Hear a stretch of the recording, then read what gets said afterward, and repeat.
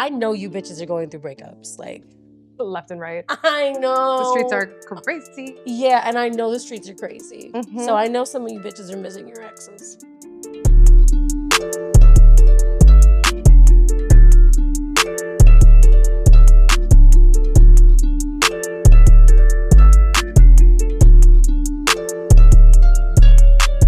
Hey everyone, welcome to Irregardless. I'm your host, Gabriela Ulloa, and we are blessed, honored, freaking out to have the most talented, incredible singer-songwriter, my Cuban Miami sister, Lauren Jauregui, is in the building today. Thank you for being here.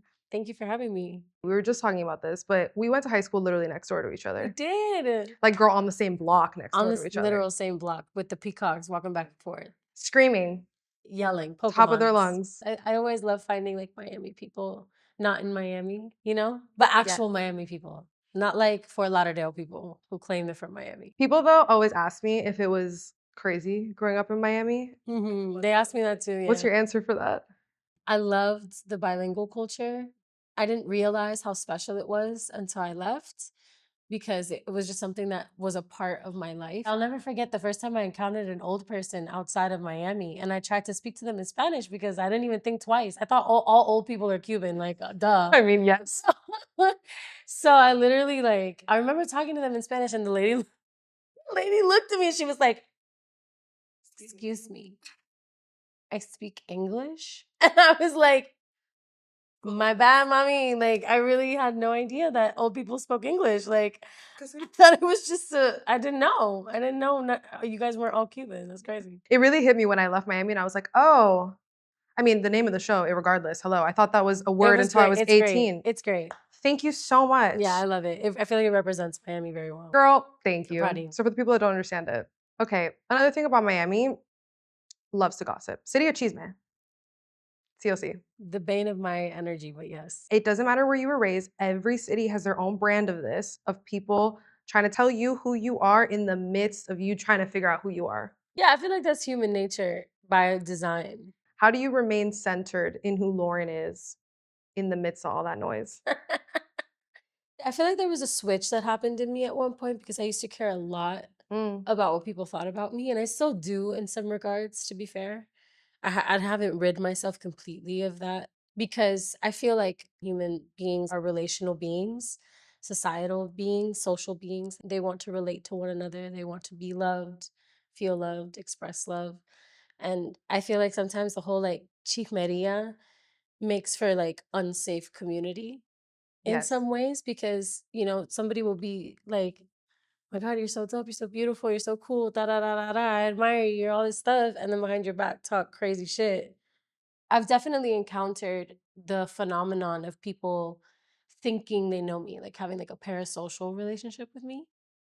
I think especially in Miami. The fans thing at first freaked me out. It really freaked me out in the beginning, because nobody prepares you for what it feels like to be in a parasocial relationship with a public audience. It was also really hard to express why it was weird. I'm sure you also get a lot of the like, well, you're in this industry. Right. So That's fair that's the game. number one line.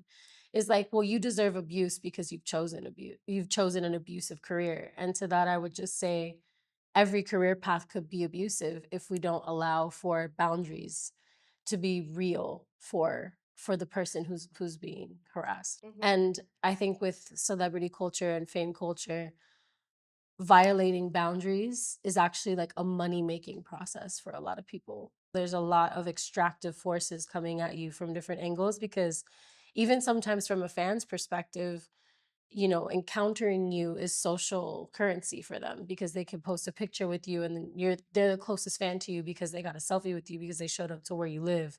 I've learned to understand that there's a value in people feeling so connected to you and your art that they're moved to speak to you in public, and they're moved to come up to you and express that to you. And I think there's boundaries that I've learned to respect for myself. This life means being on camera all the time. It means that your personality is on watch all the time. So if someone encounters you, they don't know that they're encountering whatever version of you are in that moment because of whatever's happening to you in your personal life. They're just encountering the person they think they know. off the internet, which is all of our highlight reels. You were really young when this all started to happen, and I can really imagine that developing yourself into an artist that is meant to fit into a group mold is very different than developing yourself into an artist, period, or developing yourself into an artist that's a solo artist. I know that you've spoken about feeling conflicted in the role in which you had to play when you were in Fifth Harmony. Did you feel stunted because of it? I was not able to fully express myself, and it was in very formative years of my life. And any expression of myself was happening in front of the whole world, essentially. Right. I did feel stunted in certain ways, to be honest. I don't think in ways that actually stifled me becoming who I'm supposed to become, but it definitely in ways that made me question a lot Like and what? kind of have like all these kind of crazy ego deaths. How I thought life was gonna play out And then you have to remember, like, the redirection is is protection. protection. Dude, literally read like a whole bunch of quotes today about that shit, which is ironic. Was there a specific moment once you were solo, once you were independent, that it hit you where you were like, oh, I was expected to be a yes man. Maybe I don't know what my opinion is in this. I mean, I've always been very opinionated.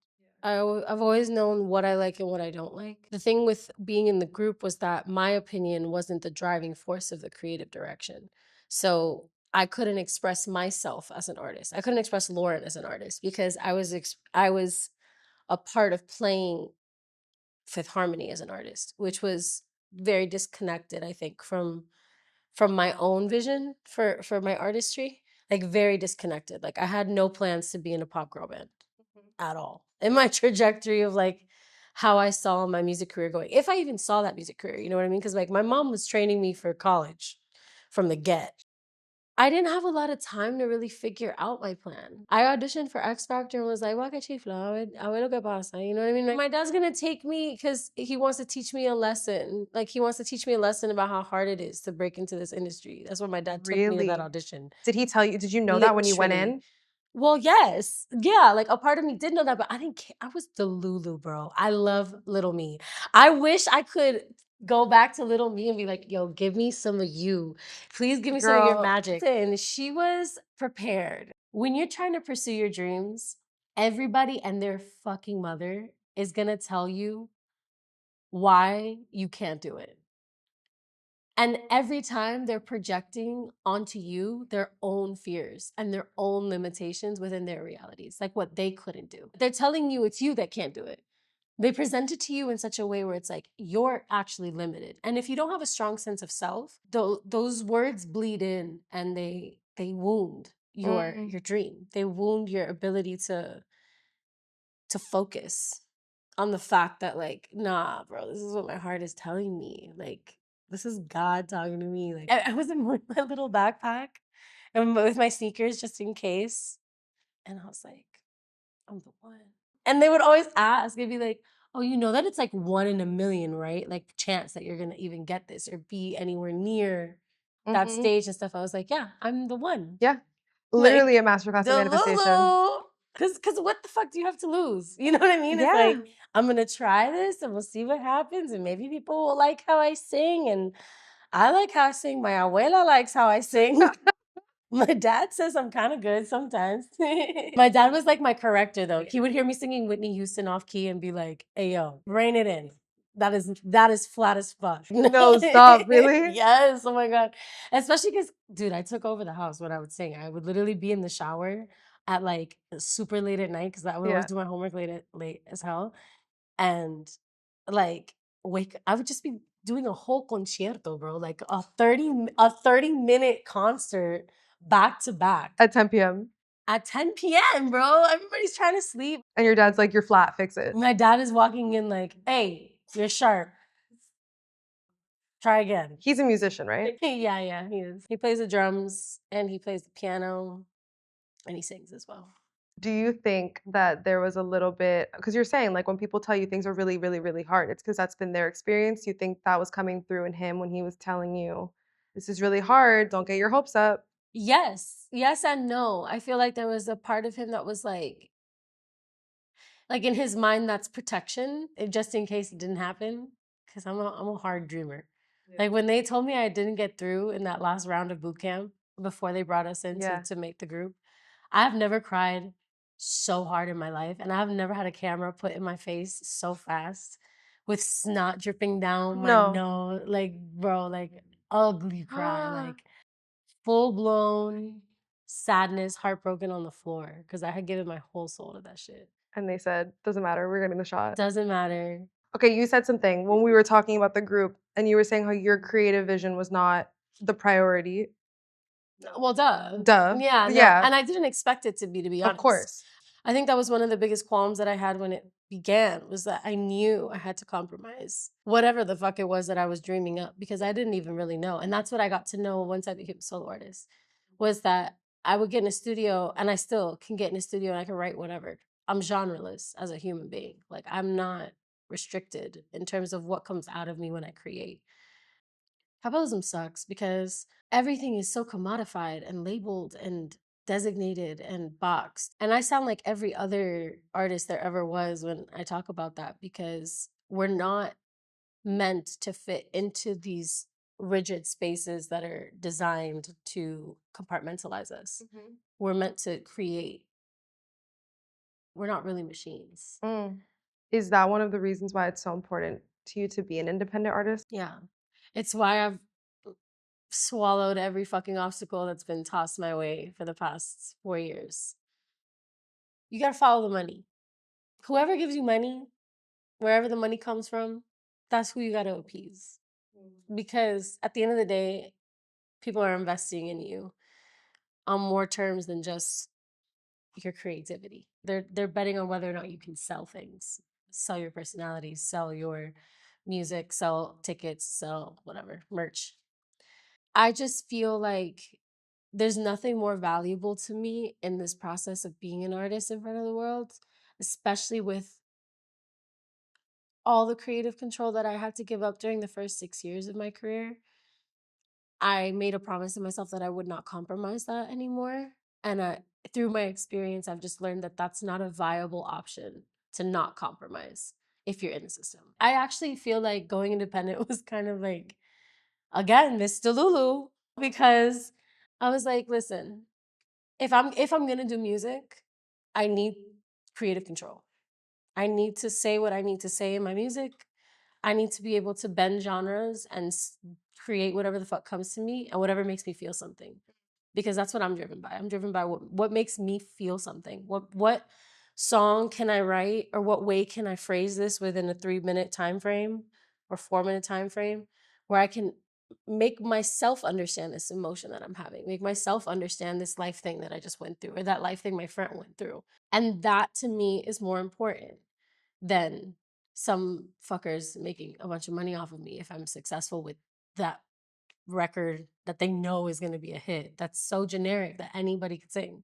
And that's not to say that like generic music doesn't have its place in the world, but my pen is so important to me. And what I say is so important to me, because I believe music is a frequency more so than it is a commodity. And art itself has the power to actually shift conversations and mentalities and people's trajectories of life. Like, it's actually that deep, you know? Let's go there though, because your pen game is crazy. Thank Like, it goes crazy. Has your writing process been part of your healing journey? Absolutely. Absolutely. I heal through writing. I make sense of things through writing. I grieve through writing. Sometimes I'll say something that I don't even know I'm feeling yet.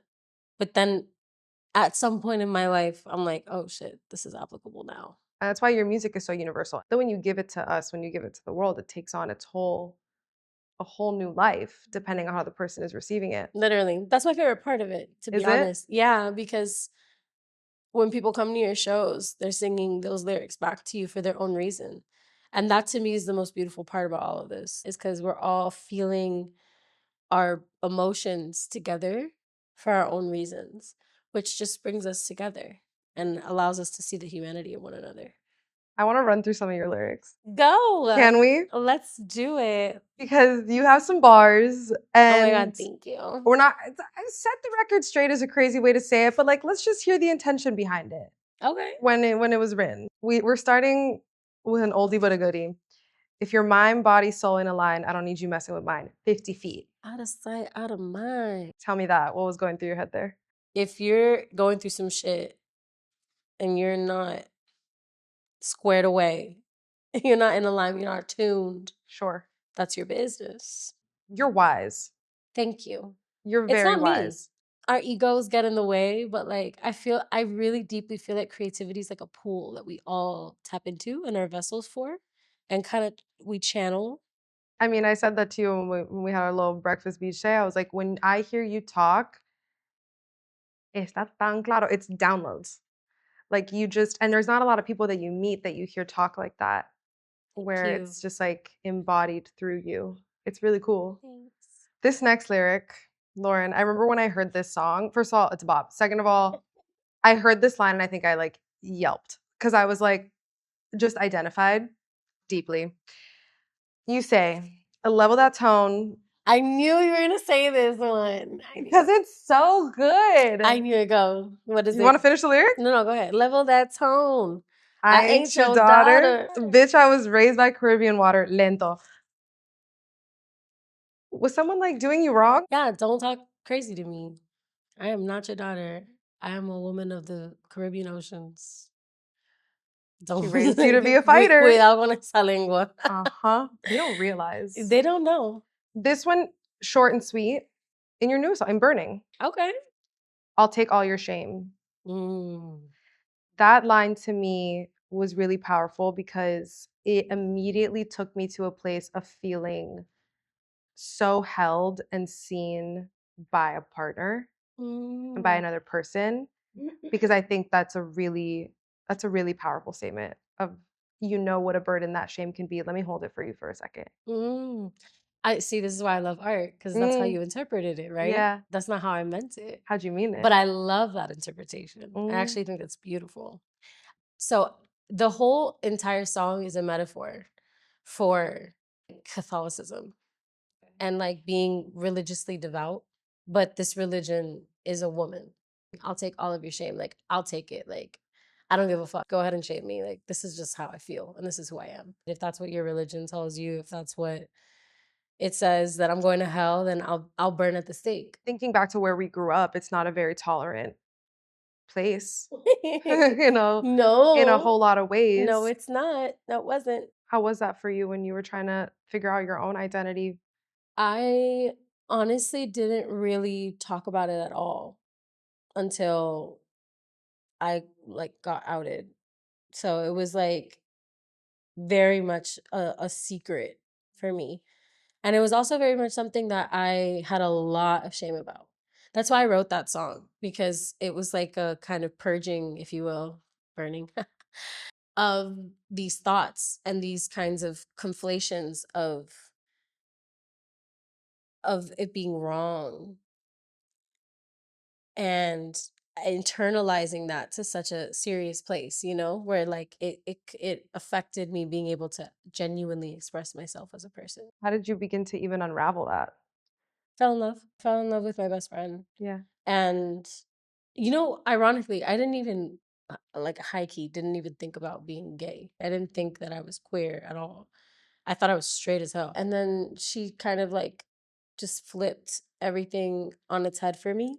Just like my understanding of the world. Because like a private Catholic school is a pretty like specific carving of your mind. What right and wrong looks like and how you're allowed to embody it, especially as a young girl. Plus the society that I was growing up in, which is like, you know, white Cubans. Whole lot of machismo in there. Whole lot of machismo. Whole lot of all kinds of things. Whole lot of fucking homophobia. Whole lot of homophobia, especially for women. Like the word lesbian. Yes. I'll never forget how dirty it felt when other girls talked about a girl that they thought was that, or like when that word was thrown around, the way that it was used and how harmfully it was being used. Because words are just words, but intention is everything. And the reason things are hurled at you, the reason things are said at you, the tone in which things are said at you. Even the way in which you were outed, you were expected to then, by the way, at a young age and in the public eye, There's so the many different factors. the way there's so many different types of wrong in what happened. Yeah. But also, like, in retrospect, I'm grateful Yeah. because, yeah, because my bitch ass needed to be out the closet. I was already a year and a half deep with this girl. I have been in love with her since I was 15. Like, it is what it is, man. I'm gay. I have one more lyric Mm-hmm. that I want to run through with you. Nobody talks about walking away when there's still love. Feeling so far after being so close is a mind fuck. You helped me grow into me, so I couldn't help but change. Finish the lyric. But changing meant seeing some things that I just couldn't change. Always love Period. Lauren Jauregui, everybody. Honestly, y'all slept on that. I need y'all to wake it up. That song is A bop. it's a bop. I mean, not like, it's not a fun bop that you like, you know, put on repeat and play. But True shit. I know you bitches are going through breakups. Like, Left and right. I know. The streets are crazy. Yeah, and I know the streets are crazy. Mhm. So I know some of you bitches are missing your exes. But it's always love. you are a really, really good example, by the way, of somebody who has just like this remarkable ability to forgive from what I can at least perceive from you. So far, yes. Humans are humans. Mhm. And sometimes people are actually despistado. Sometimes people are actually traumatized. Sometimes people Yeah. are actually going through some shit and have origin stories. All of these things are very real, you Yeah. know? I don't think a lot of people use it as an excuse, to be honest. And the people who do use it as an excuse are usually like intellectualizing their emotions. And so they're also pretty traumatized, you know? Like they don't really know how to feel their emotions. Like that's really sad, you know? So it's I'm just like no, me too. over I'm intellectualizing talking is about my me. I would be in the Olympics for that bullshit. Girly, you and I would be golden, bronze, and silver, all of them. Sister.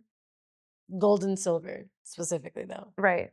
Anyways, We're winning. We stay winning. we're winning is the point. Back to our emotional turmoil. I'm a pretty compassionate and empathetic human being. And I know it about myself in practice, in my own life. I literally need no one else to validate it for me. God and I know what my heart looks like. So I'm cool.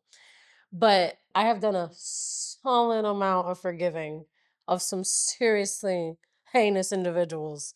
But it's okay in the long run because my heart is a little clear because of it, you know? Exactly. And you know what I do? I do this exercise. Sometimes you're not able to sit face to face with the Yeah. person you need to forgive and it be an actual healthy conversation that has a closure. A lot of times you can't. Most of the time, right? But in those circumstances, I have this practice that I did by accident one time, and which is that I sit and I talk to their higher self. And I'm like, hello, higher self version of this person. I gotta tell you some shit. Because the version of you that I'm dealing with is not getting it or cannot get it. So I'm gonna talk to you about it. You guys work that out at some point in your journey.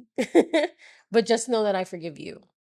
Is there a moment that you felt that the most powerfully that you can remember of having that moment of forgiveness Yeah, with I'm somebody? seeing it in my brain right now, actually. I was in my friend's bathtub at her apartment, and I was staying there for a little bit. And I was just going the fuck through it as I always am. I'm literally always going through it. I had so many people that I needed to forgive that I had no capacity to forgive. Like I had no way of encountering them and being able to have a conversation that would make my heart feel better.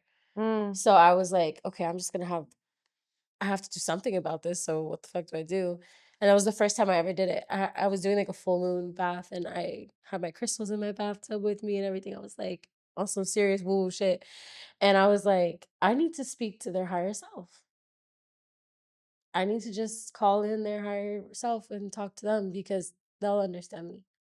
And you know what's interesting is when you start asking, when you think someone else needs your forgiveness, a lot of the time in that exploration, you find out that you need your own forgiveness because a lot of us are really hard on ourselves, especially when we make mistakes. And it's easier to deny those mistakes and live in a space of pushing it as far away from us as possible than it is to look at them. And that's why it's really brave when people do look at them or do sit with what Yeah. their shadow selves. That was one of the hardest parts about my journey, was grappling with the self-forgiveness part of it, It's a because journey, baby. it's a journey. And when you're in relationships when you're young that are not good, Toxic. there's a lot of guilt around, how did I let myself go through that? Mm. And by the way, these are making absolutely zero excuses for behavior that nobody deserves put upon them. But there's a lot of, at least for me in my journey, I realized that No, there was a whole that's a hell of a lot super of, valid part of the process, because it's your little you that you're talking to. Because a lot of the time, the people who stay in your orbit are the people you really believe need to be in your orbit, and that's what these abusive and toxic cycles do, is that they make us dependent on them, because it's a supply and demand type situation where you're getting these breadcrumbs of affection, and that's what you're used to in your understanding of love. And a lot of the time, even the people who taught you that, which are usually your parents or your immediate family, it's not their fault either. That's why it's hard, because it's what they were taught. And exactly. if you keep going back, it's these systems that we're a part of that are extractive and abusive and do not allow for genuine connection, that makes it so that each person feels safe and respected in the space. How do you know when it's time to walk away? I'm the worst person to ask this question to. Bitch, I'd be overstaying my welcome. But if I were to theorize, I think that the best time to walk away is when you can't be yourself. Like when you feel like you're pretending and acting. And you'll know. Like you'll know that you're walking on eggshells, making sure this conversation goes a certain way. You're going into like manipulation tactics. Yes. You know what I Yes. mean? Because we don't even realize it. That's manipulation Mm-hmm. that we're exercising. Okay. Okay. He's gonna love that I'm saying this. One of Your my therapist? dear friend, no, one of my friends, Meadow. Hi. She says that her people pleasing was a form of manipulation. Because you're trying to manipulate someone else's feelings. Yeah, Because you're trying to protect how they perceive you exactly. instead of them. You convince yourself you're protecting them. You convince yourself you're such a nice person. You're just so nice, you can't hurt this person. But then you end up literally manipulating them because you're not letting them feel what they really feel. You're trying to curate their You're feelings. curating the experience for them. By the way, when we're talking about perceptions, that's something I've grappled with a lot, is letting go of other people's perceptions of you, because when it gets way too loud, you start to believe it about yourself, and it creates a really hard disconnect. It hardened me in a way where I was like, you want to believe that? Bet I'll turn into it. Go ahead, keep Yeah, saying it. that's what happened to me in the group. In what ways? I think being as outspoken, straightforward, confident, intelligent, not easily manipulated as a 16-year-old girl. How dare you, Lauren? How dare you? How dare How you dare you have a have mind of a your own? brain That's with ridiculous. thoughts And that you how dare you say? defend your own essence and your own integrity? Fuck you, you know? So I feel like that feeling of you're such an aggressor, like you're so difficult, you're such an aggressor, you're so intense, you're so whatever, all of those like big things that when women are those things, it's like you're not demure anymore. You better rein it in, Yeah. little girl, type shit. I feel like I committed harder and harder to the rebel shit. Yeah. Cause I was like, fuck you, actually. I'm gonna think what I need to think, and I'm gonna feel what I fucking feel, and I'm gonna say what the fuck I wanna say. Actually, you can't police me. But then I'm not that hardcore as a human I'm just a being. Cancer. Literally Literally. though. I want to take it back to faith for a second, because you were talking earlier, you're like, there's a lot of different ways you can practice things. And I think one of the issues that I had growing up around Catholicism was I felt like I was never really introduced to the conversation between me and God. It was never a relationship. It was, this is how you pray, this is what's right and wrong. It's not about a dialogue. And how have you been able to make your faith your own in a way that works for you? My mom was always much more spiritual than she was religious. So I think that's a blessing in itself. I went through a whole phase where I was atheist. I was full blown, like, I don't believe in God. I don't believe in none of this shit. And I remember I told my mom, even, I was like, I don't believe in God. And she was like, gasp. The What do you neighbors come mean, out their mija? house. Literally, like, what are you talking about? And I was just like, "God, I don't believe in God." So arrogant. Because at that point, I was studying history and religion at the same time. And I was like, this is some bullshit. As I think a lot of us do in our journeys. And then I kept exploring because I always felt that there was something greater than us. And I always was very drawn to paranormal stuff and just like that kind of energy always drew me, witchy stuff, like all that kind of stuff. I was actually much more interested in connecting to spirit through the elements and through what the natural world around us is, because that's where I find spirit. I find God in everyone and everything that I meet. And I look for it everywhere because it's an essence. It's love to me. Do you have any symbols or things that you see in life that kind of give you that nod of like you're on your path, girl? Angel numbers, baby, duh. Girl, I can't show you, but I got 1111 right here. Okay, I have 27 tatted on me because There you that's one of my angel numbers. Can I tell you what happened to me this week? Please. Okay, so when we had our little beach day, Yes. we talked about dragonflies. Yes, we did. Mm-hmm. Did one visit you? Oh, Do you want to talk about dragonflies for a second, and then I'll tell you what happened? I mean, dragonflies are just really representative of my grandmother on my dad's side, Abuela Grace. She was my first guardian angel, and she's still very much present, very much with me. And she comes to me in the form of a dragonfly. Not just me, she comes to my dad too. At my sister's graduation, bro, at her graduation, end of ceremony, we're outside. Everyone's like trying to get together to take a picture. A dragonfly lands on my dad's hand. Lands there and stayed there. It's just when people are like, I don't believe in Like, shut up. I'm so sorry that you can't enjoy the whimsicalness of life. No, they don't have magic though. Yeah. And that's sad to me. It is sad. Because magic is everywhere. Literally. Dragonflies haven't really been like a Thing for you. no. Yeah, because when I brought it up, it wasn't like something on your radar that you were like, No. oh my God, me too. Because I have a lot of people that I bring it up to and they're like, oh my God, me too. No. I was like, that's dope. Let me see the tattoo. Like, right. we talked about Zero it, but connection. no.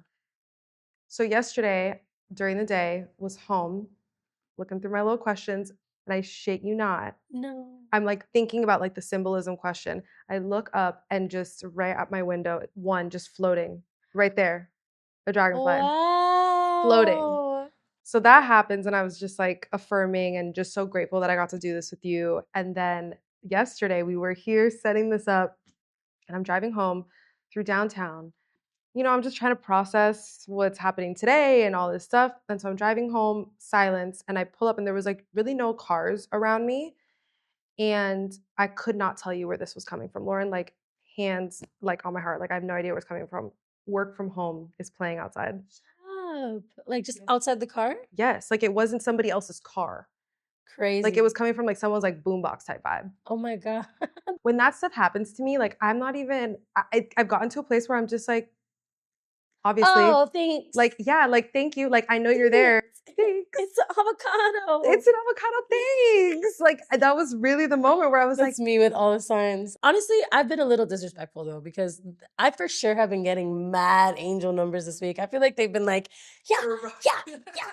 and you're playing Fruit Ninja with them. You're like, get on And my I'm face. like, that's not that important, but it is so important. It's just it gives you that self reassurance there, you know. Yeah. We were talking about, you know, a little shame, a little guilt, two words ingrained in a lot of religious stuff. Two words also ingrained in Latino parents, period. They love to make us, our parents, feel guilty or like scare us into doing things or out of doing things. And I think superstitions for me is like a really hilarious way to do that. Personally, is like a really funny way to get someone to do something or not do something. And it's just such a Latino thing. And I just gotta ask you if there was a superstition that you grew up hearing that has Purse on the floor. burned in your brain. Purse on the floor. Purse on Why? the floor. Tell the Pick people that why. shit up right now because you'll lose all your money. It's gonna get sucked down into the ground. It's gonna evaporate. Mm-hmm. The spirits of the ground will take it from you. Mm-hmm. Yep. Except my friend the other day told me, unless it's in your house.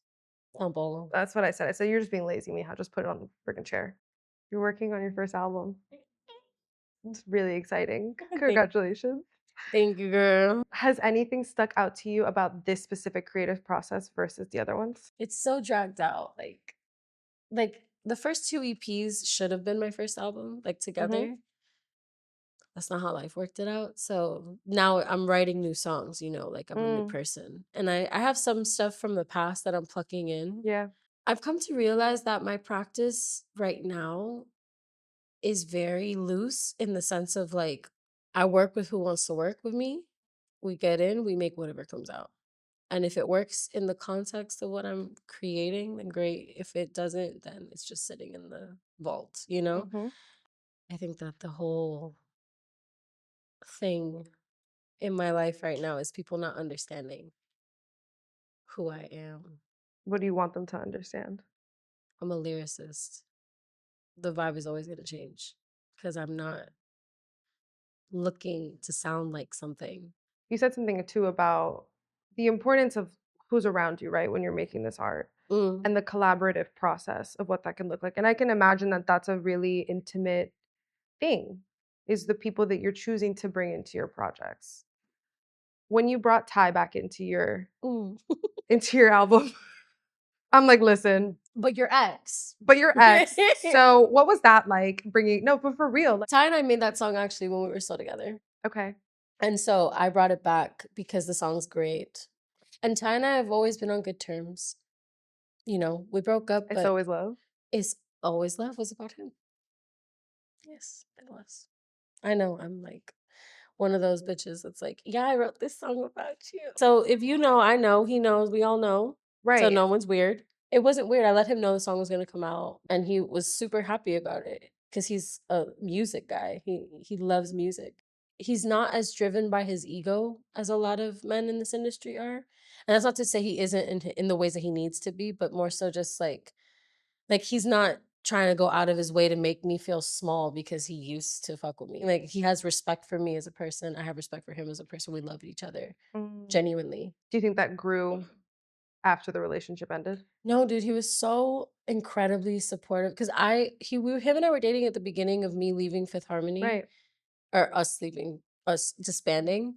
So he was a huge part of me growing as an individual artist because watching him work taught me a lot about how to conduct myself in a studio, how to come from a place of self-respect and like validate my own ear because he always goes with his gut about what he hears and what he feels. And he's like a fucking savant and plays like 8 instruments, just mutual respect. So I don't feel any type of way, you know what I mean? Like, Yeah. it wasn't weird to reach out to him. It wasn't weird. The back end was easy because some of these back ends for these songs, I'm like, I want to fight. In terms of like getting the thing out there? Oh my fucking God. I'm like, bro, can you guys shut the fuck up and sign the paperwork? Like, sometimes the back end of stuff is not fun because that's when people's egos enter the chat. My brother in Christ. I'm an independent artiste. Could we talk about percentages on the back end? You don't even know the kind of choices I've had to make because of making the choice to own my own voice. They make it so hard for you to own your own fucking voice. But what's been the most like liberating part of that? I'm proud of both my fucking projects. That's the benefit. I don't have to go out and sing a goddamn song that I don't fucking believe in. Not one. Never. And if one of those songs decides to march its way to the charts and hit the hearts of all the people it needs to, thank you. But, if that never happens, bro, I'm gonna die with a discography that I'm proud of and that my kids can eat off of because I own my shit. So, Yes, she does. I won in the long run, Mhm. one way or another.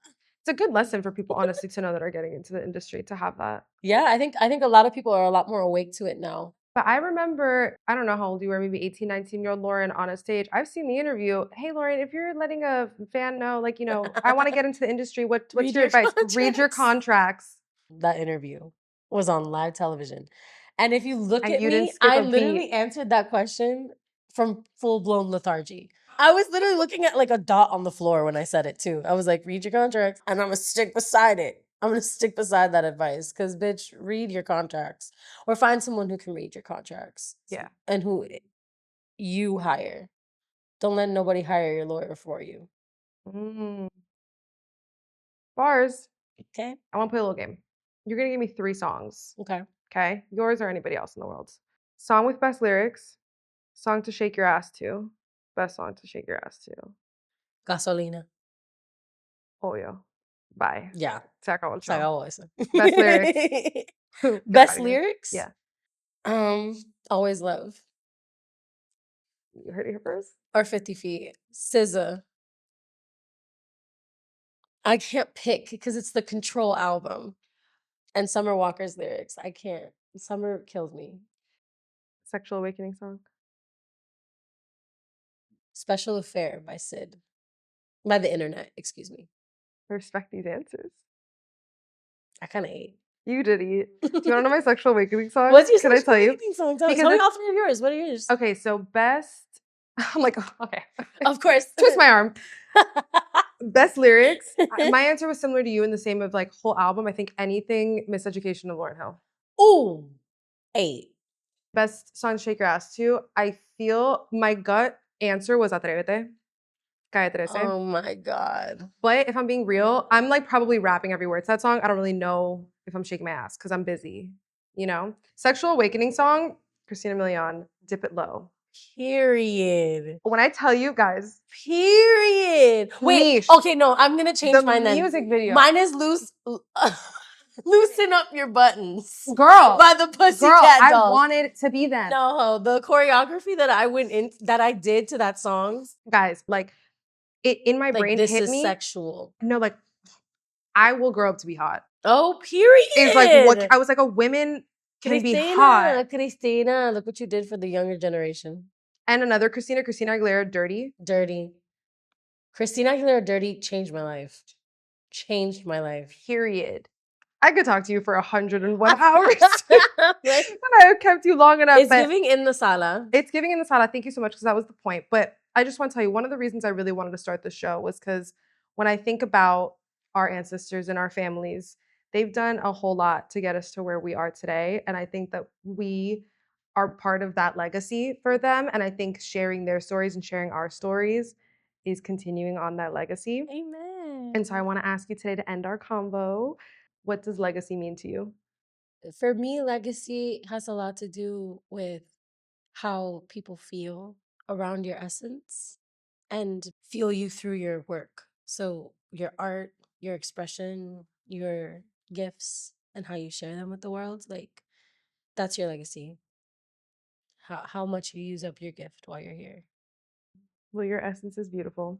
And I'm very grateful for you. And I'm so happy that we got to do this today. Me too. Thank you for having me. Girl, this was fun. This was fun. This was really fun. Thanks. I'm like, affirm me, tell me. I loved it. I liked the questions. They were good. Thank you. You're just special. You're easy to talk to. You're special. You're thoughtful. And it's my honor to get to do this with you. Thanks, girl. 7 bottles of water later. Literally.